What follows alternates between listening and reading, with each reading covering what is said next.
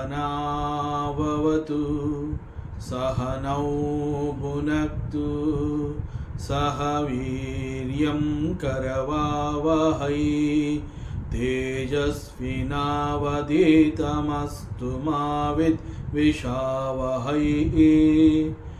ओम शांति शांति ಶಾಂತಿ. Shrikrishna servo ನಿನ್ನ ಸೇವೆಯಾಗಲಿ ಸ್ವಾಮಿ. ಎಲ್ಲ ಆಧ್ಯಾತ್ಮ ಬಂಧುಗಳಿಗೂ ನಮಸ್ಕಾರ ಮತ್ತು ಜ್ಞಾನದರ್ಶನಂ ವೇದಿಕೆಗೆ ಸ್ವಾಗತ. ಧ್ವನಿ ಗುರುದೇವದಾಗಿರಲಿ, ವಿಚಾರ ಪರಮಾತ್ಮನದಾಗಿರಲಿ, ಹಾಗೂ ಇದು ನನ್ನದಲ್ಲದ ಕರ್ಮವಾಗಲಿ. ಶ್ರೀ ವಿಷ್ಣು ಸಹಸ್ರನಾಮ ಧ್ಯಾನ ಶ್ಲೋಕಗಳನ್ನು ನೋಡ್ತಾ ಬಂದಿದ್ದೀವಿ.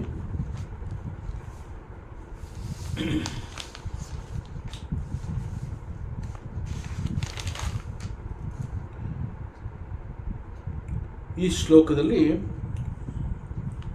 The lord Vishnu is described as ವಿಶ್ವರೂಪ, ವಿಶ್ವರೂಪ ಈಶ್ವರ.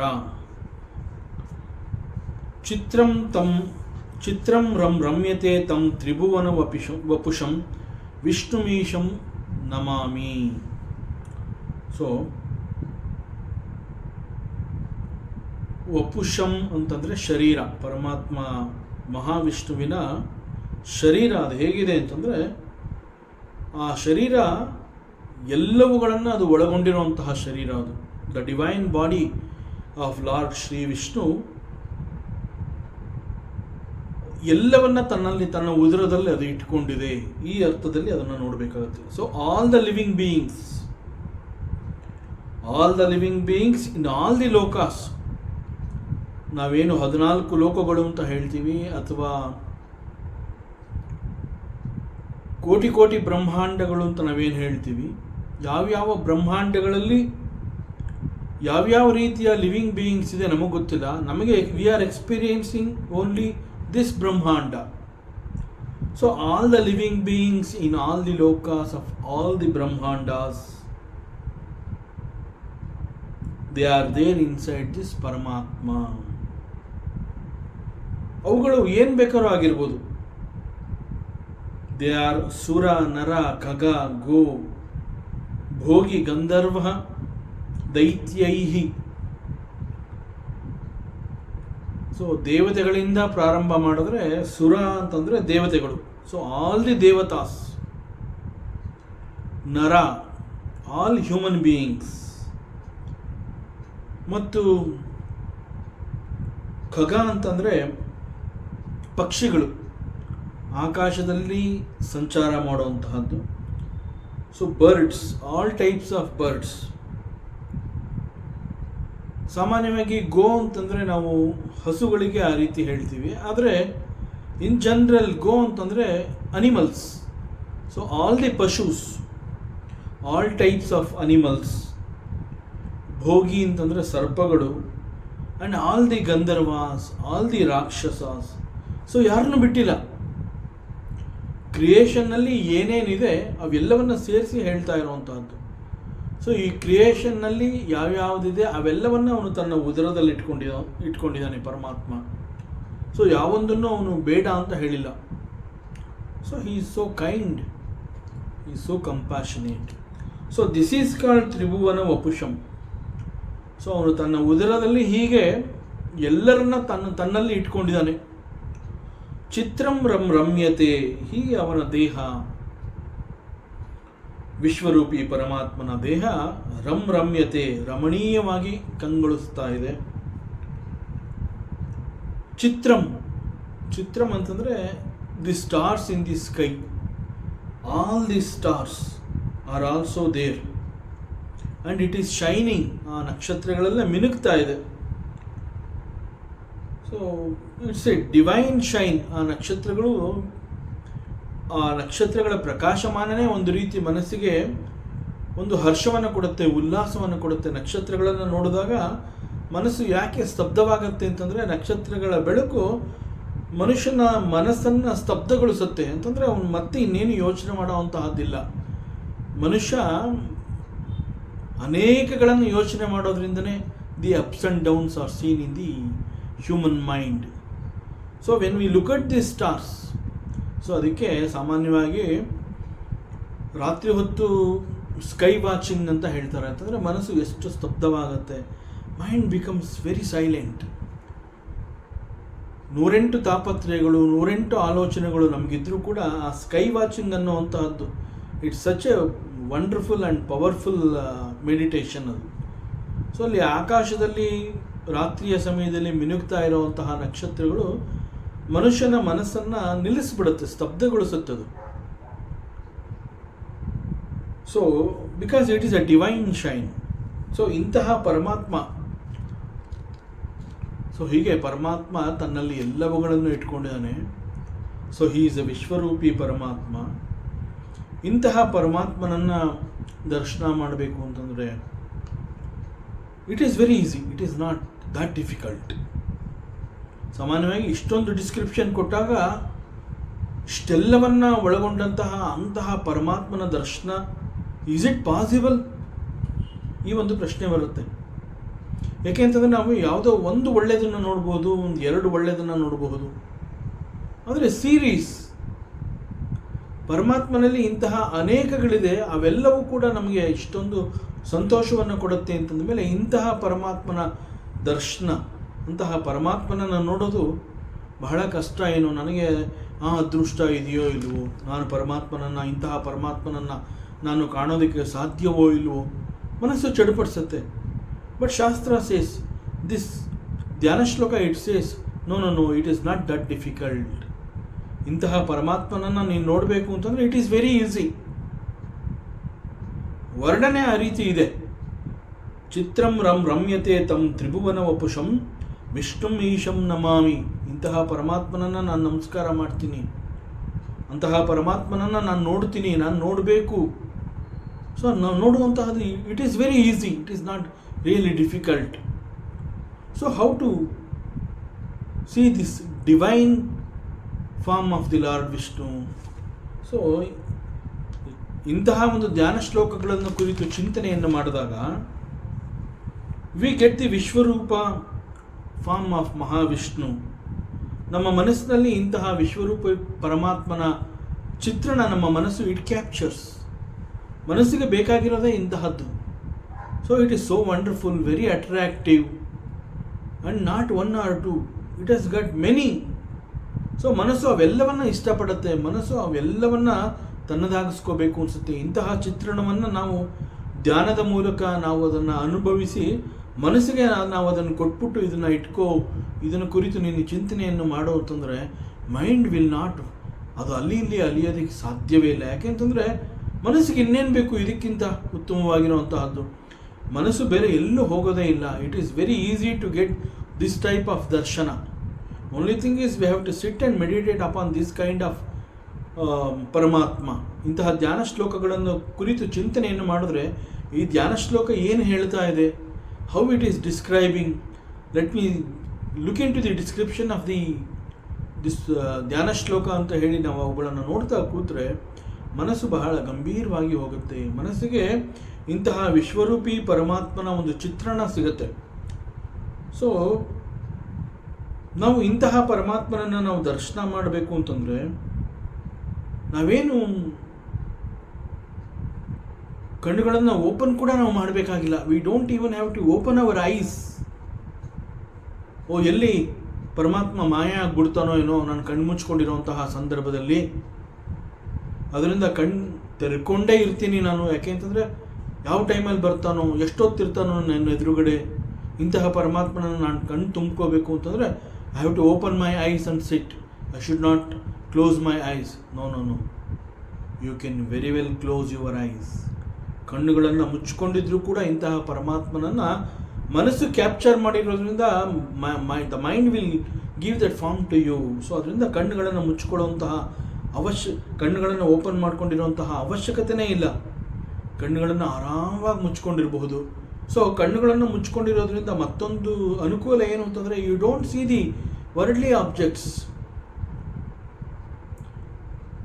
ಹೊರ ಪ್ರಪಂಚದ ಯಾವ ವಸ್ತುಗಳನ್ನು ಕೂಡ ನೋಡೋ ಅವಕಾಶ ಇಲ್ಲ ಕಣ್ಣುಗಳನ್ನು ಮುಚ್ಕೊಂಡಿದ್ದಾಗ.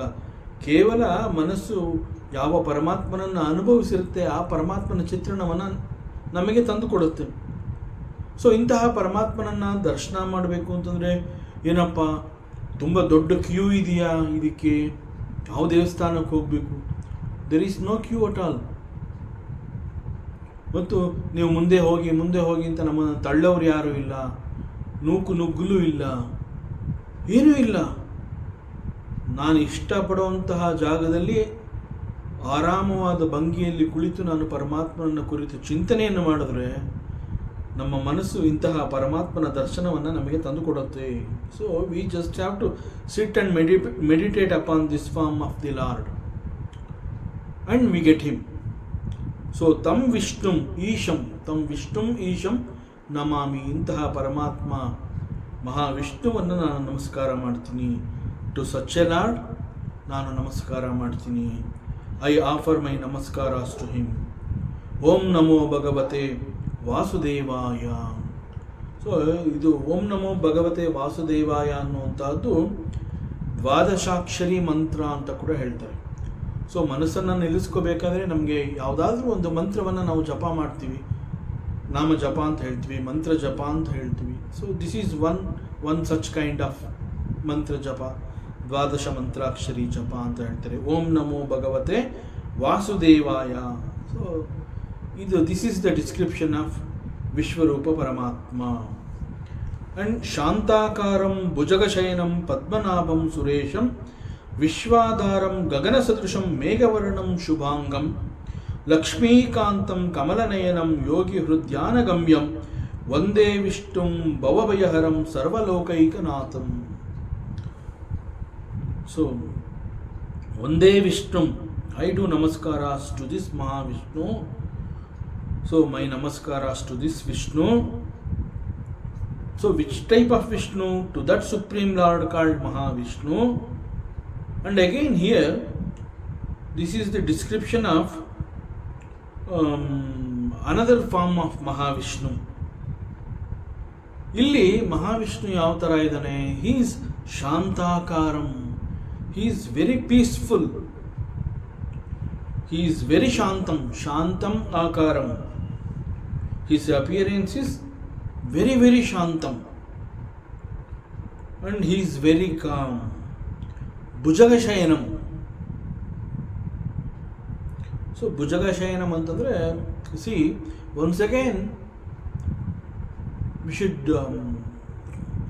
ಆ ಒಂದು ಕ್ಷೀರಸಾಗರವನ್ನು ನಾವು ನೆನಪು ಮಾಡ್ಕೋಬೇಕು. ಸೊ ಕ್ಷೀರಸಾಗರ ಅಂತ ಹೇಳಿದಾಗ ಆ ಹಾಲಿನ ಸಾಗರದಲ್ಲಿ ಮಹಾವಿಷ್ಣುವನ್ನು ನಾವು ನೆನಪು ಮಾಡಿಕೊಂಡ್ರೆ, ಕ್ಷೀರಸಾಗರದಲ್ಲಿರುವಂತಹ ಮಹಾವಿಷ್ಣು ಹೇಗಿರ್ತಾನೆ? ಅವನು ಕ್ಷೀರಸಾಗರದಲ್ಲಿ Mahavishnu Adishesha is the bed for him. So Adishesha ಅವನ ಮೇಲೆ ಮಲಗಿರ್ತಾನೆ. ಸೊ ಮಲಗಿರ್ತಾನೆ ಅಂತಂದರೆ, is he sleeping? It is called yoga nidra. So ಪರಮಾತ್ಮ ಕ್ಷೀರಸಾಗರದಲ್ಲಿ ಆದಿಶೇಷನ ಮೇಲೆ ಶಾಂತವಾಗಿ ಯೋಗ ನಿದ್ರೆಯನ್ನು ಮಾಡ್ತಾ ಇದ್ದಾನೆ ಪರಮಾತ್ಮ. ಆ ರೀತಿಯಲ್ಲಿ ಇಲ್ಲಿ ಯೋಗ ನಿದ್ರೆಯಲ್ಲಿ ಮಲಗಿದ್ದಾನೆ. ಸೊ ಯೋಗ ನಿದ್ರೆಯಲ್ಲಿ ಪರಮಾತ್ಮ ಮಲಗಿದ್ದಾನೆ ಅಂತಂದರೆ, he is very very relaxed. So he is called ಶಾಂತಾಕಾರಂ.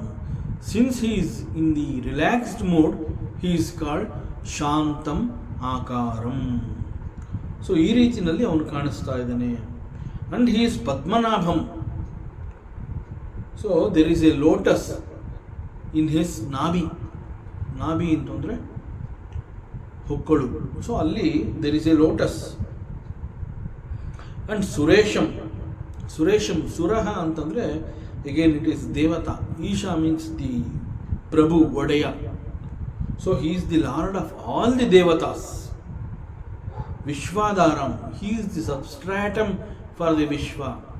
For the entire universe, he is the Adhara, that is Vishwadaram. So he is the very support for this universe. That means without this Paramatma, there cannot be universe. So this universe, it exists antandre, it is because of this Paramatma. So that is called Adhara. So this Paramatma is the substratum. And the substratum of this Paramatma, there exists the world. So world, for its existence, it is depending on the Paramatma.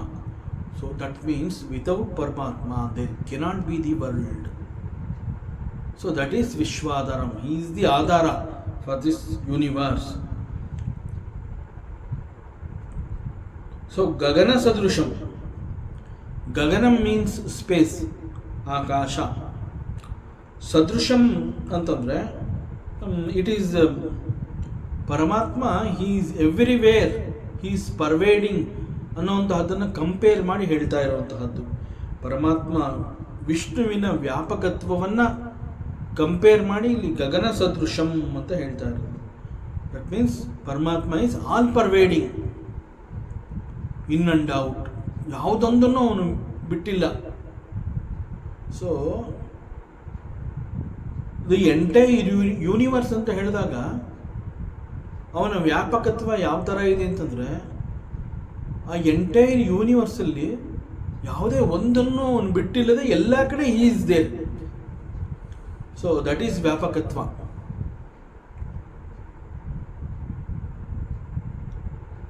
And ಮೇಘವರ್ಣಂ, ಮೇಘವರ್ಣಂ ಅಂತಂದರೆ ಪರಮಾತ್ಮ ಮಹಾವಿಷ್ಣುವಿನ ವರ್ಣ ಅಂತಂದರೆ ಅವನು ಹೇಗೆ ಕಾಣ್ತಾ ಇದ್ದಾನೆ ಪರಮಾತ್ಮ ಮಹಾವಿಷ್ಣು. ಹಿ ಲುಕ್ಸ್ ಲೈಕ್, ಅವನ ಕಲರ್ ಹೇಗಿದೆ ಅಂತಂದರೆ ಡಾರ್ಕ್ ಕ್ಲೌಡ್ಸ್. ಶುಭಾಂಗಂ, all the limbs of the Paramatma is ಮಂಗಳಕರ. ಶುಭ ಅಂತಂದರೆ ಮಂಗಳ, ಅಂಗಂ limbs. So all the limbs of the Paramatma is ಮಂಗಳಕರ. ಅಂಡ್ ಹಿ ಈಸ್ ಲಕ್ಷ್ಮೀಕಾಂತಂ. So he is the odeya for Lakshmi, or he is the Kanta for Lakshmi, or you can put it in this way also, he is Lakshmi Pati. So Lakshmi Deviya Pati, this Paramatma. So this Lakshmi Devi, she is always there with Mahavishnu. So even ಕ್ಷೀರಸಾಗರದಲ್ಲಿ ಪರಮಾತ್ಮ ಆದಿಶೇಷನ ಮೇಲೆ ಮಲಗಿದಾನೆ, ಯೋಗ ನಿದ್ರೆಯಲ್ಲಿ ಅವನು ಮಲಗಿದಾನೆ. ಅವನ ನಾಭಿ ಪ್ರದೇಶದಲ್ಲಿ there is a lotus, on the lotus there is Chaturmukha Brahma.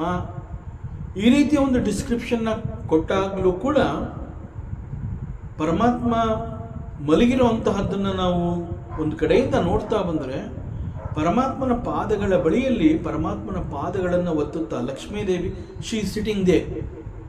So she is also there in the Ksheerasagara, not only Vishnu. So along with Vishnu, even Lakshmi Devi is also there. That means Lakshmi Devi, she is always there with Lord Mahavishnu. So ತಾಯಿ ಲಕ್ಷ್ಮೀ ದೇವಿ ಅವಳು ಅಲ್ಲಿ ಅವನ ಜೊತೆಯಲ್ಲಿ ಅಲ್ಲಿ ನೆಲೆಸಿದಾಳೆ. ಕಮಲನಯನಂ, and his eyes are compared to the lotus petals. Yogi ಹೃದ್ಯಾನ ಗಮ್ಯಂ.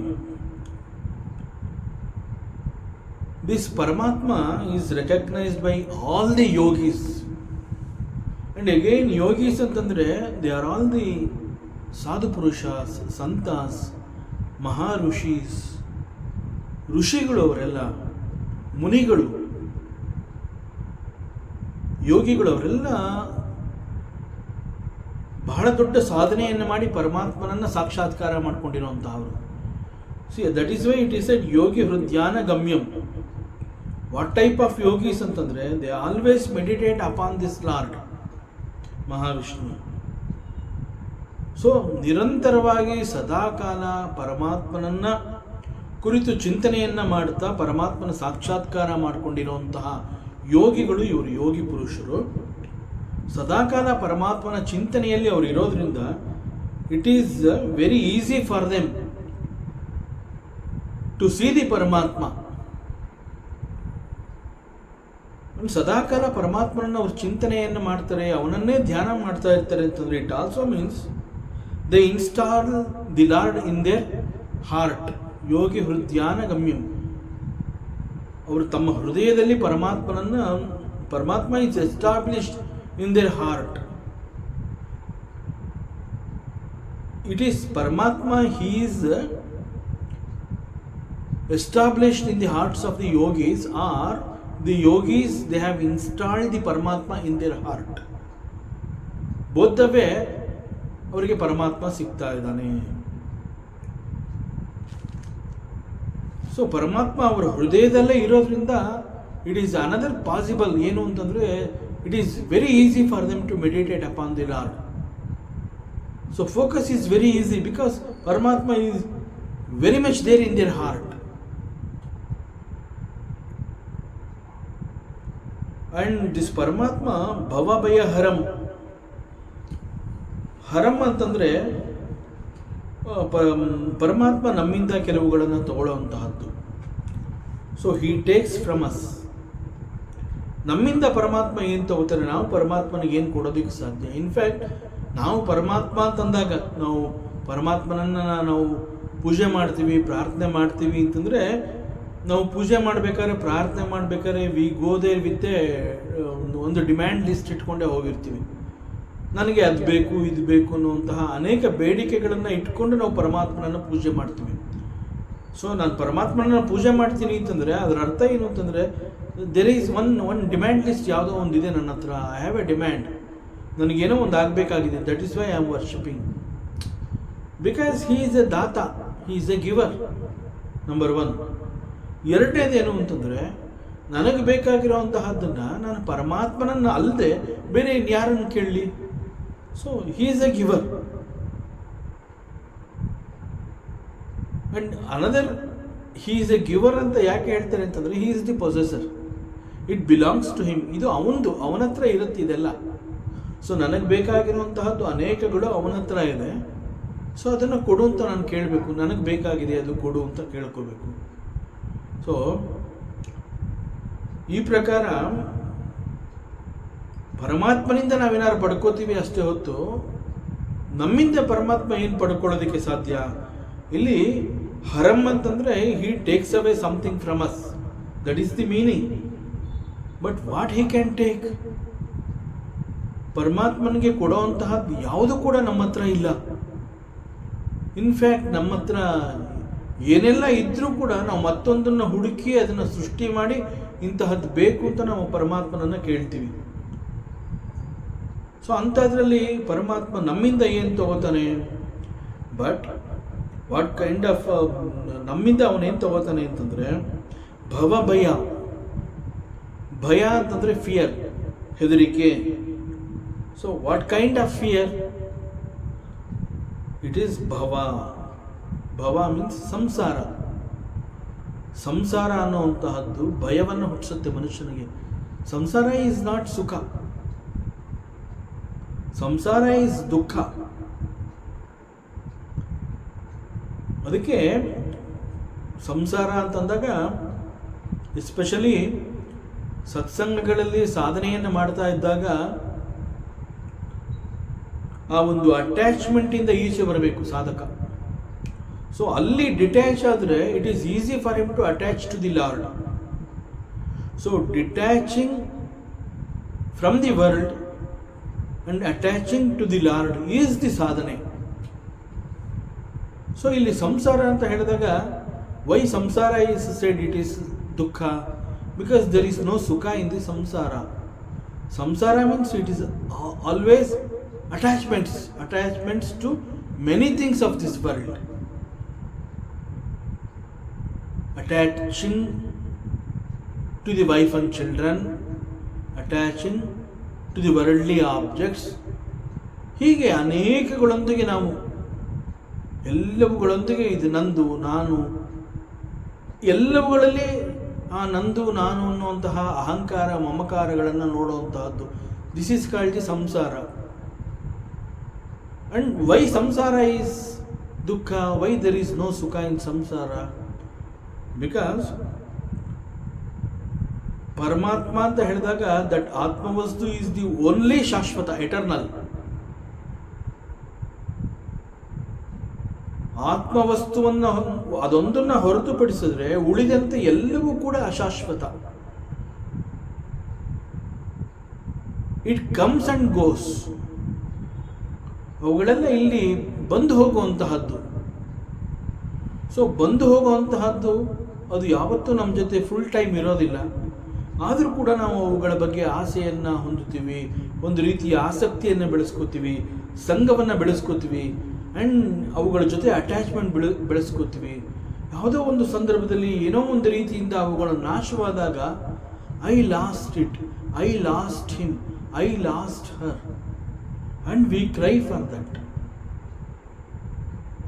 First of all ಅದು ನಂದು ಅನ್ನುವಂತಹ ಭಾವವನ್ನು ನಾನು ಮೂಡಿಸ್ಕೊಳ್ಳುವಂತಹ ಸಂದರ್ಭದಲ್ಲೇನೇ ವಿ ಶುಡ್ ಅಂಡರ್ಸ್ಟ್ಯಾಂಡ್ ದಟ್ ಯಾವುದನ್ನು ನಾನು ನಂದು ಅಂತ ಹೇಳ್ಕೊತಾ ಇದ್ದೀನಿ ಅದು ಎಂದೂ ಕೂಡ ನನ್ನ ಜೊತೆ ಪರ್ಮನೆಂಟ್ ಆಗಿ ಇರೋದಕ್ಕೆ ಸಾಧ್ಯ ಇಲ್ಲ. ಸೊ ಅದರಿಂದ ಇಲ್ಲಿ ಸಂಸಾರ ಅಂತ ಹೇಳಿದಾಗ there is no sukha in the samsara. So ಇಲ್ಲಿ ಭವ ಭಯ. ಸೊ ಸಂಸಾರ ಅನ್ನುವಂತಹದ್ದು ಈ ರೀತಿ ಅಶಾಶ್ವತ. ಸೊ ಅಶಾಶ್ವತವಾದುದರಲ್ಲಿ ಶಾಂತಿಯನ್ನಾಗಲಿ ನೆಮ್ಮದಿಯನ್ನಾಗಲಿ ಅವುಗಳನ್ನು ನಾವು ನೋಡೋದಕ್ಕೆ ಸಾಧ್ಯವೇ ಇಲ್ಲ. ಅದು ಒಂದು ರೀತಿಯಲ್ಲಿ ನಮ್ಮನ್ನು ಹೆದರಿಸ್ತಾ ಇರುತ್ತೆ. ಯಾವುದೇ ಸಂದರ್ಭದಲ್ಲಿ ನಾನು ಅವುಗಳಿಂದ ದೂರ ಆಗ್ಬೋದು ಅಥವಾ ಅವುಗಳು ನನ್ನಿಂದ ದೂರ ಆಗ್ಬೋದು. ಸೊ ಈ ಒಂದು ಫಿಯರ್ ನಮ್ಮ ಹತ್ರ ಸದಾ ಇದ್ದೇ ಇರುತ್ತೆ. ದಿಸ್ ಈಸ್ ಭಯ. ಯಾವುದೋ ಒಂದು ಸಂದರ್ಭದಲ್ಲಿ ನಾನು ಅದರಿಂದ ಬೇರೆ ಆಗಲೇಬೇಕು ಅಥವಾ ನನ್ನಿಂದ ಅವುಗಳು ಬೇರೆ ಆಗಲೇಬೇಕು. ನಾನು ಅವುಗಳ ಜೊತೆ ಇರೋಕ್ಕಾಗೋದಿಲ್ಲ, ಅವುಗಳು ನನ್ನ ಜೊತೆ ಇರೋಕ್ಕಾಗೋದಿಲ್ಲ. So there is a fear of separation. This fear of separation is called the bhava. So ಈ ಒಂದು ಸಂಸಾರದ ಭಯವನ್ನು ನೀಗಿಸುವವನು ಅಂತಂದರೆ ನಿನಗೆ ಆ ಹೆದರಿಕೆ ಬೇಡ, ನಾನು will see to it that I will ಒಂದು ನೀ ಯಾವುದಕ್ಕೆಲ್ಲ ಅಂಟ್ಕೊಂಡಿದೆಯಾ ನಿನ್ನನ್ನು ಅವುಗಳಿಂದ ನಾನು ಕ್ಲಿಯರ್ ಮಾಡ್ತೀನಿ. So what you have to do for that? Have faith in the god. So ಪರಮಾತ್ಮನಿಗೆ ಅದು ಬೇಕು ಇದು ಬೇಕು ಅಂತ ಕೇಳ್ಕೊತೀಯಲ್ಲ, ಅದರ ಬದಲುವೆ ಇದು ಯಾವುದೂ ನನಗೆ ಬೇಡ, ನನಗೆ ನೀನು ಬೇಕು ಅಂತ ಕೇಳ್ಕೊ.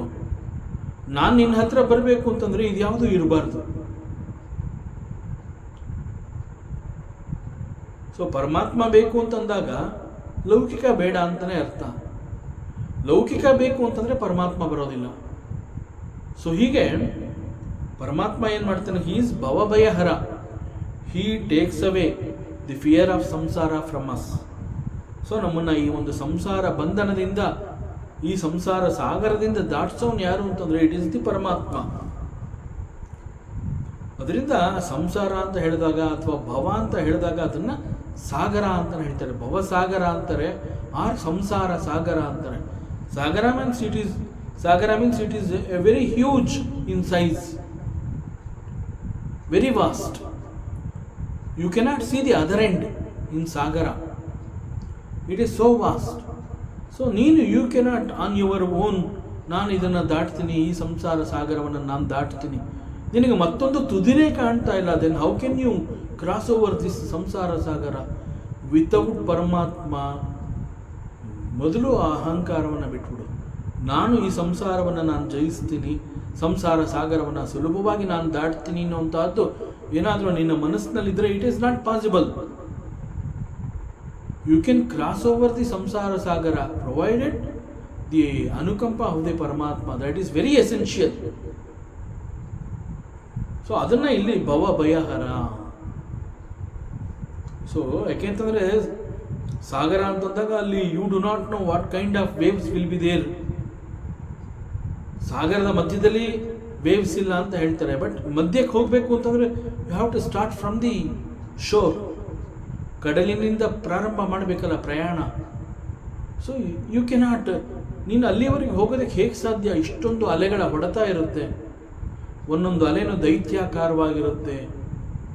ಮುಂದೆ ಇರುವಂತಹ ಮತ್ತೊಂದು ಅಲೆಯನ್ನು ಅದು ನುಂಗುತ್ತಾ ಬಂದಾಗ ನನ್ನನ್ನು ಸೇರಿಸಿ ಅದು ಎಲ್ಲಿ ನುಂಗು ಬಿಡುತ್ತೋ ಅನ್ನುವಂತಹ ದೈತ್ಯಾಕಾರದ ಅಲೆಗಳನ್ನು ನಾವು ಸಾಗರದಲ್ಲಿ ನೋಡ್ತೀವಿ. This samsara is like that. So there is no sukha in the samsara. So ಅದಕ್ಕೆ ಇಲ್ಲಿ ಪರಮಾತ್ಮ ಮಹಾವಿಷ್ಣುವನ್ನ he is the only Paramatma that he can help you in crossing this bhavasagara. So ಇಲ್ಲಿ ಭವಸಾಗರ ಅಂತಂದರೆ ಈ ಅರ್ಥ ಬರುತ್ತೆ. ಅದರಿಂದ ಸಂಸಾರ ಸಾಗರವನ್ನು ದಾಟುವಂತಹದ್ದು ಬಹಳ ಕಷ್ಟ. ಯಾಕೆ ಕಷ್ಟ ಅಂತಂದರೆ we have so many attachments.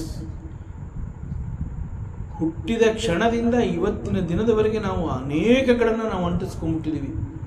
ಒಂದ ಎರಡ, ಪ್ರತಿ ಕ್ಷಣ ಪ್ರತಿಯೊಂದನ್ನು ನಾವು ಆಸೆ ಪಡ್ತಾ ಪ್ರತಿಯೊಂದರೊಂದಿಗೆ ನಾವು ನಂಟುಗಳನ್ನು ಬೆಳೆಸ್ಕೊಂಡು ಅನೇಕಗಳೊಂದಿಗೆ ನಾವು ಬೆರೆತ್ಕೊಂಡ್ಬಿಟ್ಟಿದ್ದೀವಿ. So very difficult to get detached. So ಈ ಒಂದು detachment, so detachment from this worldly objects and detachment from the samsara, only Paramatma can do this. So this Paramatma Mahavishnu, she is so karunyamurti. So he protects the devotees to cross over the bhavasagara. So he will take that fear of samsara from us. ನಾವು ಏನು ಒಂದು ಸಂಸಾರದ ಬಗ್ಗೆ ಭಯವನ್ನು ಹೊಂದಿರ್ತೀವಿ, ಅಂತಹ ಭಯವನ್ನು ಅವನು ಹೋಗಲಾಡಿಸ್ತಾನೆ. ಹೆದರ್ಕೋಬೇಡ, ನಾ ಇದ್ದೀನಿ, ನಿನ್ನ ಭಯವನ್ನು ನಾನು ತಗೋತೀನಿ, ಯು ಡೋಂಟ್ ವರಿ. ಸೊ ಈ ಒಂದು ಭರವಸೆಯನ್ನು ಕೊಡುವಂತಹದ್ದು ಪರಮಾತ್ಮ. So he is the remover of this fear called the samsara. And this Paramatma, he is Sarvaloka Ekanatham. That he is the one Lord for all the lokas. So ಇಲ್ಲಿ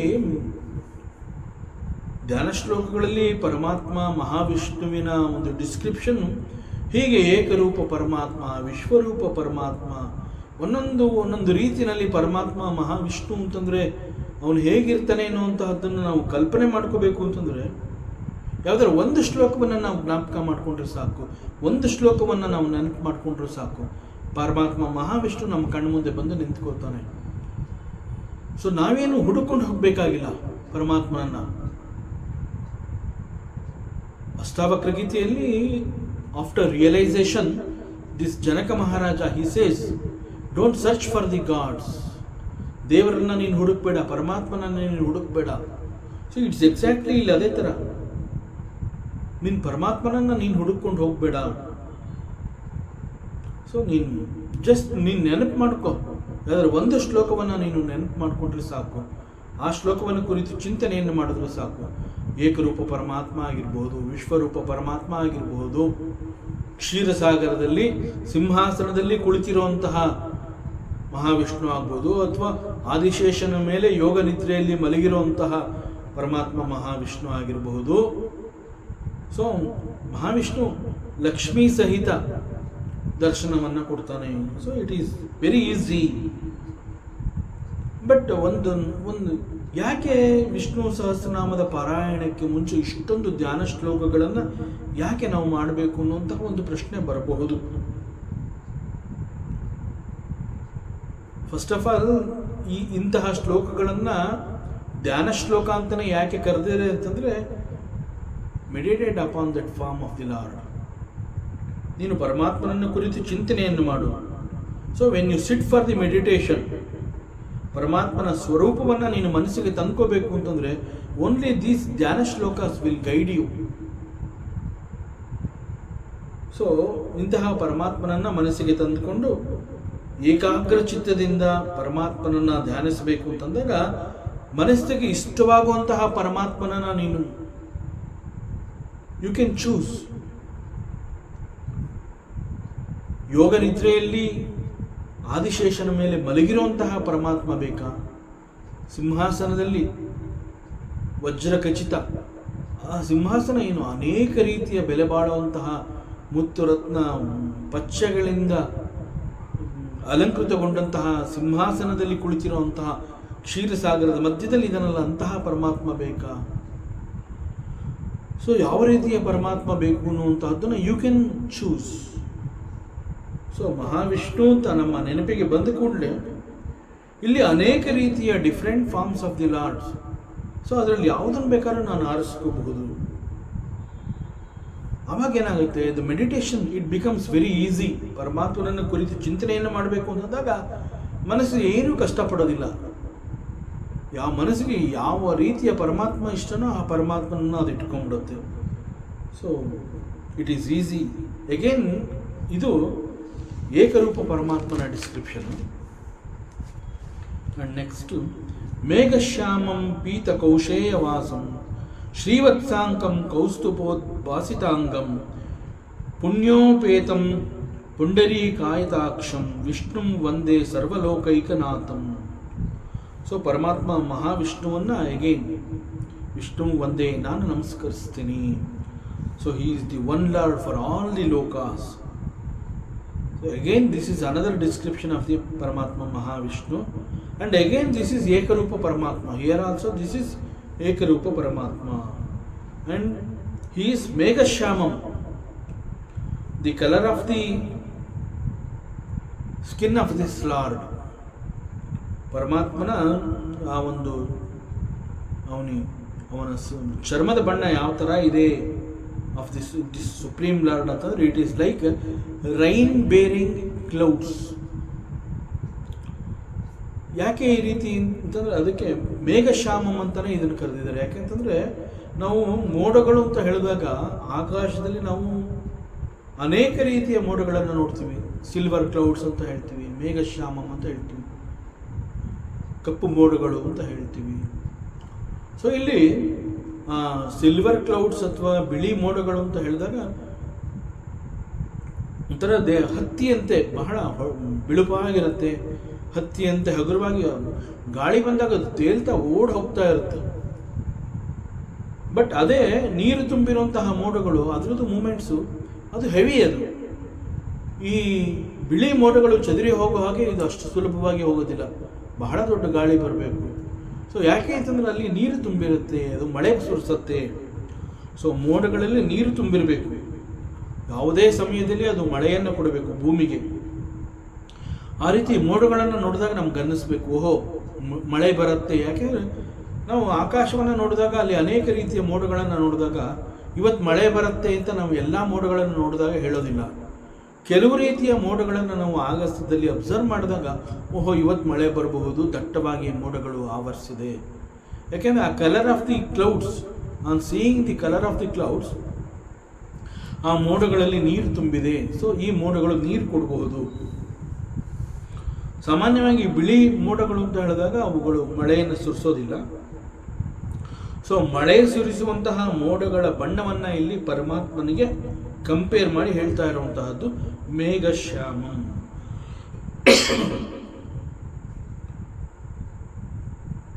ಪೀತ ಕೌಶೇಯ ವಾಸಂ.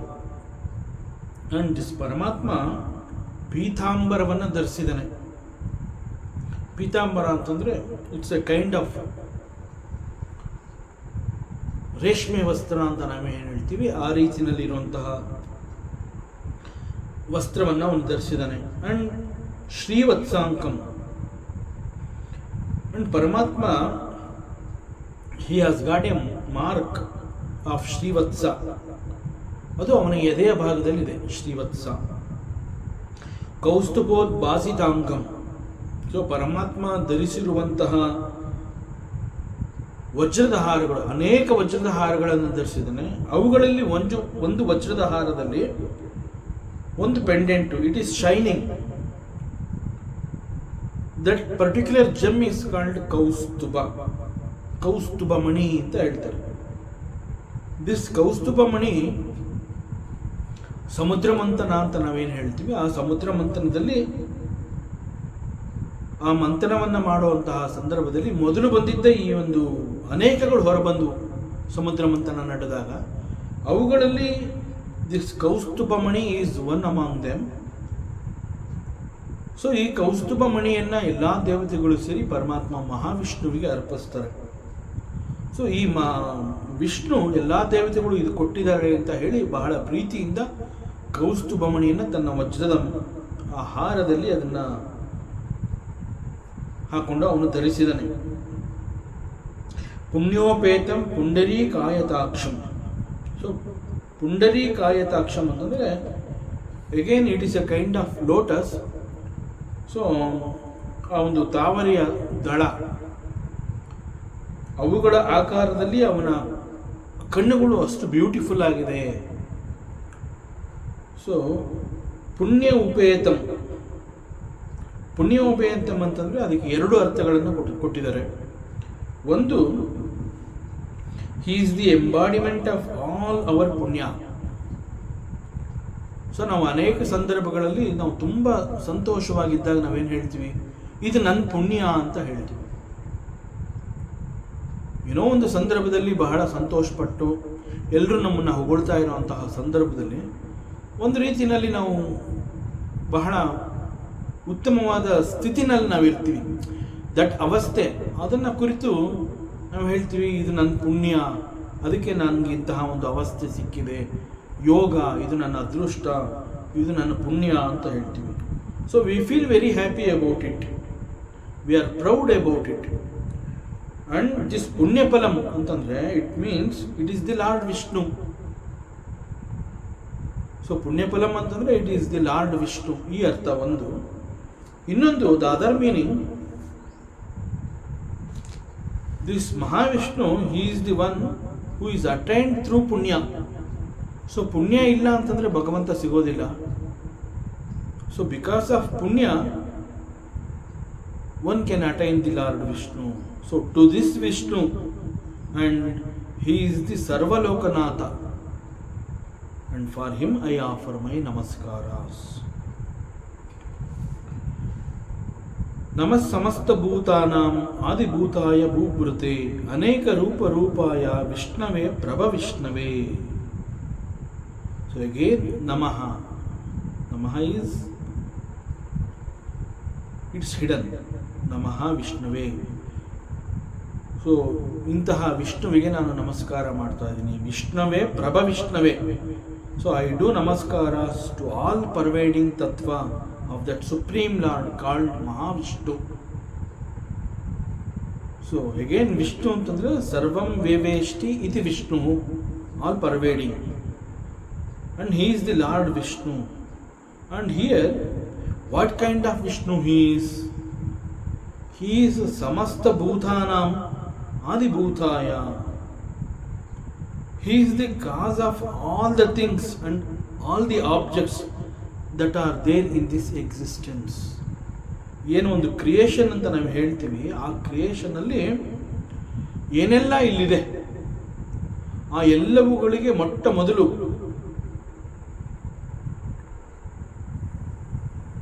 ಬಂದಿದ್ದೆ ಪರಮಾತ್ಮ.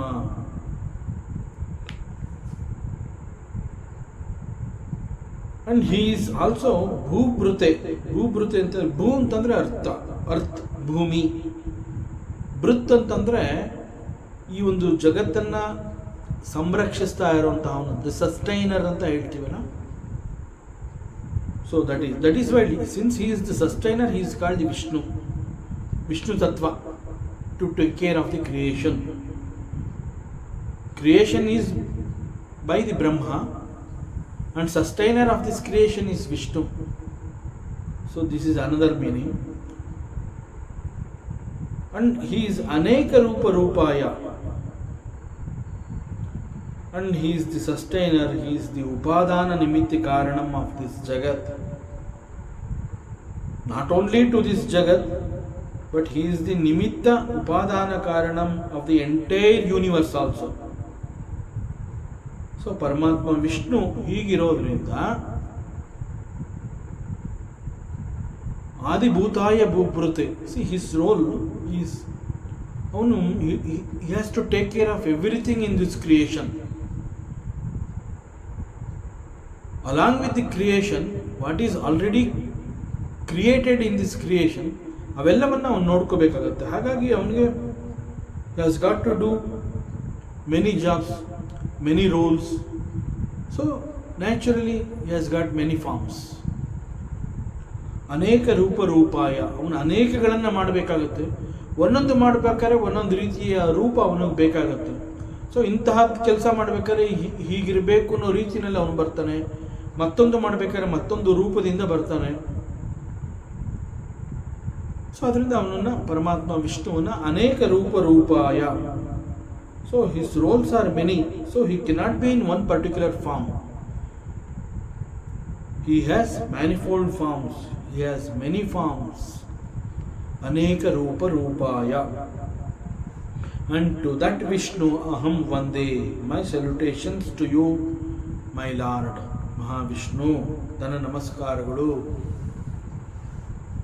And ಛಾಯಾಯಾಂ ಪಾರಿಜಾತಸ್ಯ ಹೇಮ ಸಿಂಹಾಸನೋಪರಿ ಆಸೀನಂ ಅಂಬುದಾಶ್ಯಮಂ ಆಯತಾಕ್ಷಂ ಅಲಂಕೃತಂ ಚಂದ್ರಾನನಂ ಚತುರ್ಬಾಹುಂ ಶ್ರೀವತ್ಸಾಂಕಿತ ವಕ್ಷಸಂ ರುಕ್ಮಿಣೀ ಸತ್ಯಭಾಮಾಭ್ಯಾಂ ಸಹಿತಂ ಕೃಷ್ಣಮಾಶ್ರಯೇ. So it looks like two different shlokas, but it is one sentence. ಇಲ್ಲಿ ಎರಡು ಶ್ಲೋಕದಂತೆ ಇದನ್ನು ರಚನೆ ಮಾಡಿದರೂ ಕೂಡ ಇದು ಪೂರ್ಣವಾಗಿ ಒಂದು ಸೆಂಟೆನ್ಸು, ಒಂದೇ ಅರ್ಥವನ್ನು ಕೊಡೋ ಹಾಗೆ, ಈ ಎರಡು ಶ್ಲೋಕಗಳಿಂದ ಒಂದೇ ಅರ್ಥವನ್ನು ಸ್ವೀಕರಿಸುವ ಹಾಗೆ ಇದರ ರಚನೆ ಆಗಿದೆ. So it is just one sentence. So ಇಲ್ಲಿ ಕೃಷ್ಣಮಾಶ್ರಯೇ, I surrender to the lord Shri Krishna, ಅಥವಾ I have taken the ashraya under the lotus feet of lord Shri Krishna. ನಾನು ನಿನ್ನ ಆಶ್ರಯಕ್ಕೆ ಬಂದಿದ್ದೀನಿ. So the description of the lord Shri Krishna is mentioned here. ನಾನು ಪರಮಾತ್ಮ ಶ್ರೀಕೃಷ್ಣನಲ್ಲಿ ಆಶ್ರಯವನ್ನು ಕೋರಿದ್ದೀನಿ, ಆಶ್ರಯವನ್ನು ಬಯಸಿ ನಾನು ಅವನಲ್ಲಿ ಶರಣಾಗಿದ್ದೀನಿ. And what kind of Krishna he is? Shri Krishna ಅಂತ ಹೇಳಿ ನಾನು ಸರೆಂಡರ್ ಆಗಿದ್ದೀನಿ, ಅವನ ಆಶ್ರಯವನ್ನು ಕೋರಿ ಬಂದಿದ್ದೀನಿ with that expectation. But what kind of Krishna he is? And this is again A wonderful ಧ್ಯಾನ ಶ್ಲೋಕ. ಶ್ರೀ ವಿಷ್ಣು ಸಹಸ್ರನಾಮದ ಪಾರಾಯಣಕ್ಕೆ ಮುಂಚೆ ಇಂತಹ ಅನೇಕ ಧ್ಯಾನ ಶ್ಲೋಕಗಳನ್ನು ನಮಗೆ ಕೊಟ್ಟಿದ್ದಾರೆ. ಯಾಕೆ ಕೊಟ್ಟಿದ್ದಾರೆ ಅಂತಂದರೆ, ಸೋ ದಟ್ ಅವರ್ ಮೈಂಡ್ ಪೂರ್ಣವಾಗಿ ಪರಮಾತ್ಮನ ಮೇಲೆ ಫೋಕಸ್ ಆಗಿರಬೇಕು. ಸೊ ಮನಸ್ಸು ಪಾರಾಯಣದ ಸಮಯದಲ್ಲಿ ಅಲ್ಲಿ ಇಲ್ಲಿ ಅಲಿಬಾರದು. ಅನೇಕ ಧ್ಯಾನ ಶ್ಲೋಕಗಳಲ್ಲಿ ಅನೇಕ ರೀತಿಯಲ್ಲಿ ಪರಮಾತ್ಮನನ್ನು ವರ್ಣನೆ ಮಾಡಿರೋದ್ರಿಂದ ಮನಸ್ಸು ತನಗೆ ಯಾವುದು ನೆಮ್ಮದಿಯನ್ನು ಕೊಡುತ್ತೆ, ಯಾವುದು ಆನಂದವನ್ನು ಕೊಡುತ್ತೆ, ಅಂತಹ ಪರಮಾತ್ಮನನ್ನು ಮನಸ್ಸು ತಾನೇ ಚೂಸ್ ಮಾಡ್ಕೋಬಹುದು. ಸೊ ಇಲ್ಲಿ ಭಿನ್ನ ಭಿನ್ನ ರೀತಿಯ ಜನಗಳಿದ್ದಾರೆ. ಇಲ್ಲಿ ಒಬ್ಬೊಬ್ಬರದ್ದು ಟೇಸ್ಟ್ ಒಂದೊಂದು ಥರ ಇದೆ. ಬಟ್ ಎಲ್ಲರೂ ವಿಷ್ಣು ಸಹಸ್ರನಾಮದ ಪಾರಾಯಣ ಮಾಡಬೇಕು. ಅಂದರೆ ಒಬ್ಬನಿಗೆ ಒಂದು ರೀತಿಯ ವಿಷ್ಣು ಇಷ್ಟ, ಇನ್ನೊಬ್ಬನಿಗೆ ಇನ್ನೊಂದು ರೀತಿಯ ವಿಷ್ಣು ಇಷ್ಟ. ಬಟ್ ಯಾವುದೇ ರೀತಿಯ ವಿಷ್ಣುವನ್ನು ಯಾರೇ ಆರಿಸ್ಕೊಂಡ್ರು ಅವರೆಲ್ಲ ಒಂದೇ ವಿಷ್ಣು. ಸೊ ಸರ್ವಲೋಕ ಏಕನಾಥ. ಆದರೂ ಕೂಡ ನನ್ನ ಮನಸ್ಸು ಯಾವ ರೀತಿಯ ಪರಮಾತ್ಮನನ್ನ ಬೇಕಾದ್ರೂ ಆರಿಸ್ಕೊಳ್ಳುವಂತಹ ಸ್ವಾತಂತ್ರ್ಯ ನನ್ನ ಮನಸ್ಸಿಗೆ ಇದೆ ಅಂತಂದಾಗ ಇಷ್ಟೊಂದು ಧ್ಯಾನ ಶ್ಲೋಕಗಳಲ್ಲಿ ನನ್ನ ಮನಸ್ಸು ಅದಕ್ಕೆ ಇಷ್ಟ ಆಗುವಂತಹ ಯಾವ ರೂಪವನ್ನು ಬೇಕಾದರೂ ಮನಸ್ಸು ಆರಿಸ್ಕೋಬಹುದು. So that when we sit for the meditation, it is very easy for the mind to focus upon this Lord, and to meditation becomes very easy, and it is within no time our mind gets attached to that form of the Lord. ಮನಸ್ಸಿಗೆ ಇಂತಹದ್ದೇ farm ಬೇಕು ಅಂತ ಹೇಳಿ ಆ ಫಾರಮ್ನ ಅದು ತಗೊಂಡಾಗ ಅದು ಅದನ್ನು ಕುರಿತು ಮಾತ್ರ ಚಿಂತನೆಯನ್ನು ಮಾಡುತ್ತೆ, ಅದನ್ನು ಕುರಿತು ಧ್ಯಾನವನ್ನು ಮಾಡುತ್ತೆ. So it is easy for the mind. So because of this intense love and liking of the Lord, mind will not wander here and there. So ಮನಸ್ಸಿಗೆ ಯಾವಾಗ ಪರಮಾತ್ಮ ಅದು ತಾನೇ ಆರಿಸ್ಕೊಂಡಿರೋದು, ಇಂತಹ ಪರಮಾತ್ಮ ನನಗೆ ಬೇಕು ಅಂತ. ಸೊ ನಾನು ಮನಸ್ಸಿಗೆ ಹೇಳಿಲ್ಲ ನೀನು ಇದನ್ನು ಆರಿಸ್ಕೊ ಅಂತ ಹೇಳ್ತಾ ಇಲ್ಲ. ಮನಸ್ಸೇ ಆರಿಸ್ಕೊಂಡು ಇಟ್ಕೊಂಡಿರುವಂತಹ ಪರಮಾತ್ಮ ಆಗಿರೋದ್ರಿಂದ ಮನಸ್ಸು ಆ ಪರಮಾತ್ಮನನ್ನು ಬಹಳ ಇಂಟೆನ್ಸ್ ಲವ್, ಅದು ಬಿಟ್ಟು ಹೋಗೋದಿಲ್ಲ. ಸೊ ಆ ಪರಮಾತ್ಮನನ್ನು ಮನಸ್ಸು ತುಂಬ ಇಷ್ಟಪಡ್ತಾ ಇರೋದ್ರಿಂದ ಮನಸ್ಸಿಗೆ ಹೊರ ಜಗತ್ತಿನಲ್ಲಿ ಬೇರೆ ಏನೊಂದು ಬೇಡ. ಸೊ ಸಂಪೂರ್ಣವಾಗಿ ಫುಲ್ ಟೈಮ್ ಮನಸ್ಸು ಅಲ್ಲಿ ಪರಮಾತ್ಮನ ಬಳಿನಲ್ಲೇ ಇರುತ್ತೆ. The mind is available. So ಮನಸ್ಸು ಸಿಕ್ಕ ಕಡೆಗಳಲ್ಲಿ ಅಲೆದಾಡೋದಿಲ್ಲ. It is totally available for the sadhaka. So that it is a benefit for the sadhaka, so that he can achieve a lot. This is another benefit. Why there are plenty of dhyana shlokas antandre, it is only benefit yarige antandre, it is for the sadhaka. So this is the only reason. ಯಾಕೆ ಇಷ್ಟೊಂದು ಧ್ಯಾನ ಶ್ಲೋಕಗಳನ್ನು ವಿಷ್ಣು ಸಹಸ್ರನಾಮದ ಪಾರಾಯಣಕ್ಕೆ ಮುಂಚೆ ಇಲ್ಲಿ ಇಟ್ಟಿದ್ದಾರೆ ಅಂತಂದರೆ, this is the reason. ಯಾಕೆಂತಂದರೆ ಮನಸ್ಸು ಅಂತ ಹೇಳಿದಾಗ ಮನಸ್ಸಿನ ವೆರಿ ಸ್ವಭಾವ ಈಸ್ ಚಂಚಲ. ಮನಸ್ಸು ಚಂಚಲವಾಗಿದ್ದರೆ meditation becomes very difficult.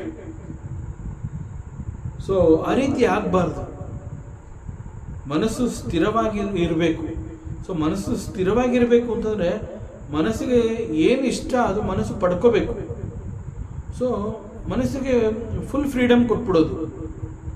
C there are so many dhyana shlokas and various descriptions of the Lord Vishnu is described in these slokas. So the mind can pick any one. ಅದು ಯಾವುದನ್ನ ಆಸೆ ಪಡುತ್ತೆ ಅದನ್ನು ಅದು ಆರಿಸ್ಕೋಬಹುದು. ಆಗ ಮನಸ್ಸು ಸ್ಥಿರವಾಗಿದ್ದಾಗ mind will also participate in the parayana of the 1000 names of the lord. So ಇಲ್ಲಿ ಈ ಧ್ಯಾನ ಶ್ಲೋಕ ಈಸ್ ಆಲ್ಸೋ ವಂಡರ್ಫುಲ್. ಇಲ್ಲಿ ಪರಮಾತ್ಮ ಶ್ರೀಕೃಷ್ಣನನ್ನು ಕುರಿತು ಹೇಳ್ತಾ ಇರುವಂತಹದ್ದು. Description is about the lord Shri Krishna. ಛಾಯಾಯಾಮ್ ಪಾರಿಜಾತಸ್ಯ. So in the shadow of the parijata tree, ಪಾರಿಜಾತ ಗಿಡ ಅಥವಾ ಮರ ಅಂತ ನಾವು ಹೇಳ್ತೀವಿ, ಅದರ ನೆರಳು, the shadow of the parijata tree. So ಅಲ್ಲಿ ಏನಿದೆ? What is there? ಪಾರಿಜಾತ ಮರದ ನೆರಳಿನಲ್ಲಿ ಏನಿದೆ? ಹೇಮ ಸಿಂಹಾಸನ.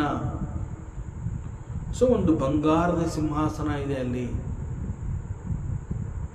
ಸೊ ಪಾರಿಜಾತ ಅಂತಂದರೆ ಪರಮಾತ್ಮನಿಗೆ ಬಹಳ ಪ್ರಿಯ.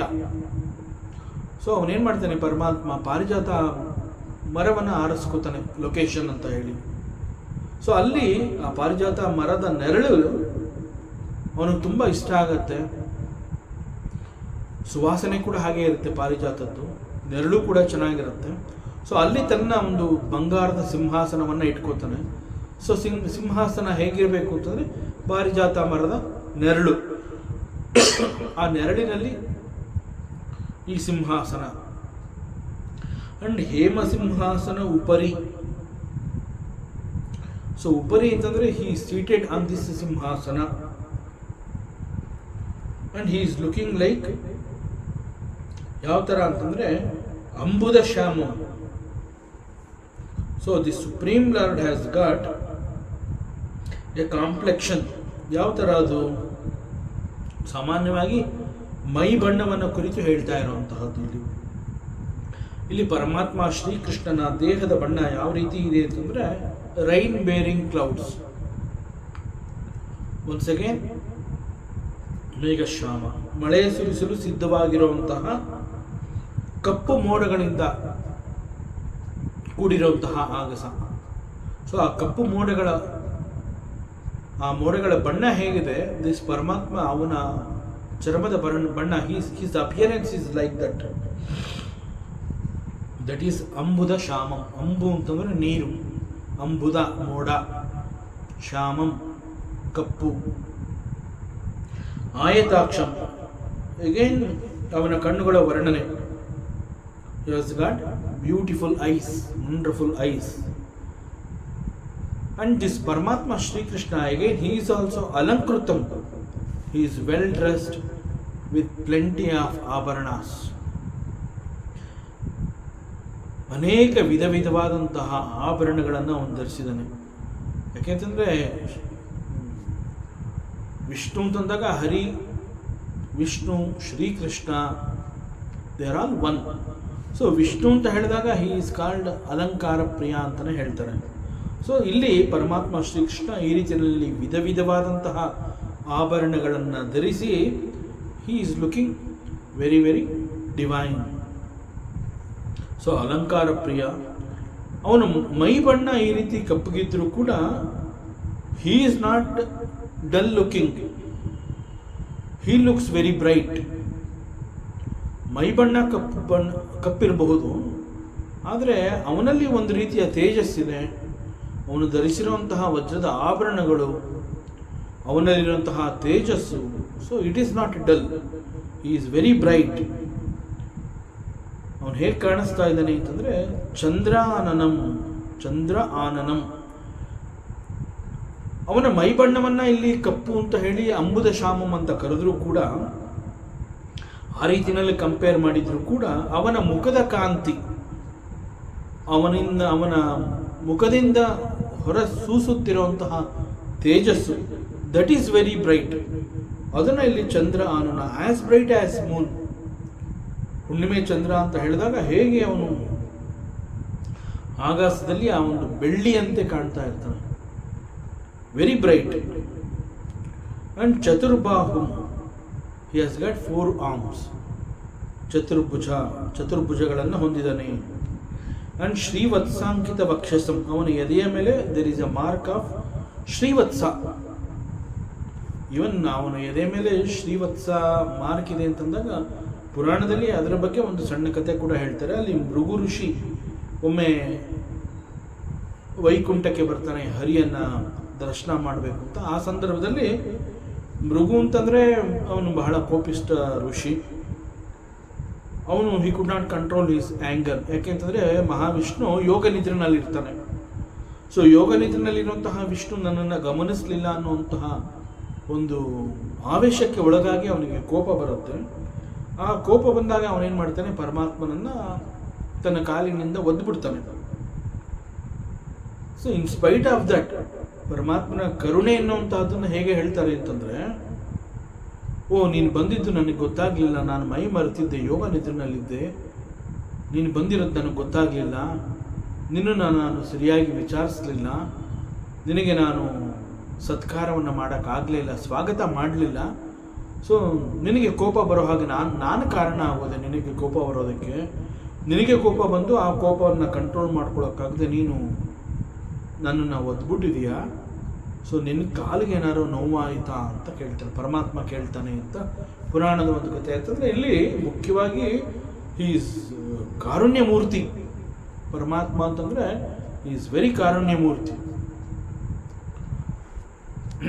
ಸೊ ಹೀಗೆ ಪಾರಿಜಾತ ಮರದ ನೆರಳಿನಲ್ಲಿ ಒಂದು ಬಂಗಾರದ ಸಿಂಹಾಸನ ಇದೆ. ಆ ಸಿಂಹಾಸನದಲ್ಲಿ this Mahavishnu in the form of Shrikrishna,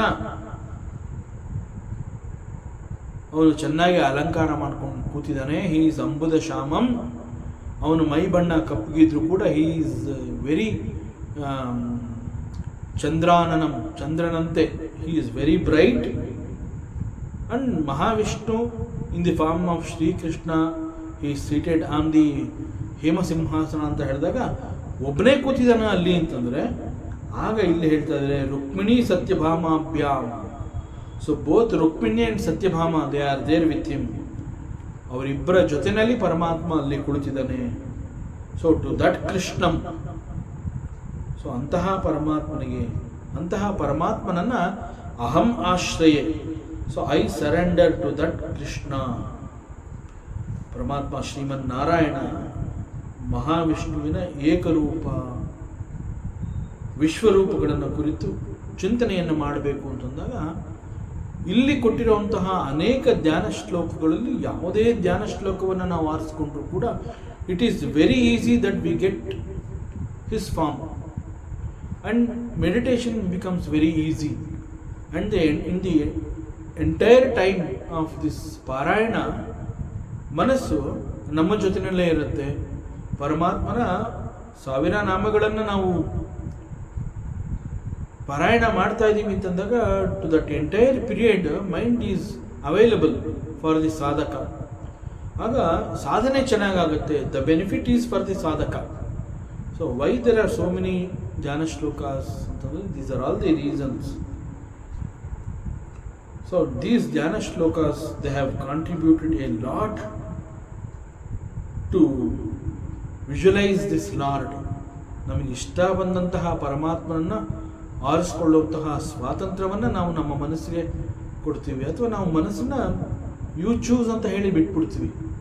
so ಮನಸ್ಸೇ ತನಗಿಷ್ಟ ಬರುವಂತಹ ಒಂದು ಫಾರ್ಮ್ ಆಫ್ ದಿ ಲಾರ್ಡ್, ಅದನ್ನು ಆರಿಸ್ಕೊಂಡು ಅದನ್ನು ಫೋಕಸ್ ಮಾಡ್ತಾ ಮನಸ್ಸು ಪರಮಾತ್ಮನ ಸಮೀಪದಲ್ಲೇ ಇರುತ್ತೆ. ಆ್ಯಂಡ್ ಇಟ್ ಈಸ್, ಮನಸ್ಸು ತಾನೇ ಆರಿಸ್ಕೊಳ್ಳೋದ್ರಿಂದ ಪರಮಾತ್ಮನನ್ನು ಅದು ಕೂಡ ತುಂಬ ಇಷ್ಟಪಡುತ್ತೆ. And it will participate in the entire parayana of this Vishnu Sahasranama. And finally the benefit is for the sadhaka. ಮತ್ತಷ್ಟು ವಿಚಾರಗಳಿದೆ, ಮುಂದಿನ ಅವಕಾಶದಲ್ಲಿ ಮತ್ತೆ ಮುಂದುವರಿಸೋಣ. ಓಂ ಪೂರ್ಣಮದಃ ಪೂರ್ಣಮಿದಂ ಪೂರ್ಣಾತ್ ಪೂರ್ಣಮುದಚ್ಯತೆ ಪೂರ್ಣಸ್ಯ ಪೂರ್ಣಮಾದಾಯ ಪೂರ್ಣಮೇವಾವಶಿಷ್ಯತೆ. ಓಂ ಶಾಂತಿ ಶಾಂತಿ ಶಾಂತಿ. ಹರಿ ಓಂ. ಶ್ರೀ ಗುರುಭ್ಯೋ ನಮಃ. ಹರಿ ಓಂ. ಈ ದಿನದ ಪ್ರವಚನ ಸೇವೆಯನ್ನು ಪರಮಾತ್ಮ ಶ್ರೀಕೃಷ್ಣನ ಪಾದಚರಣೆಗಳಲ್ಲಿ ಅತ್ಯಂತ ಭಕ್ತಿಯಿಂದ ಶ್ರದ್ಧೆಯಿಂದ ಅರ್ಪಿಸೋಣ. ಶ್ರೀಕೃಷ್ಣಾರ್ಪಣಮಸ್ತು.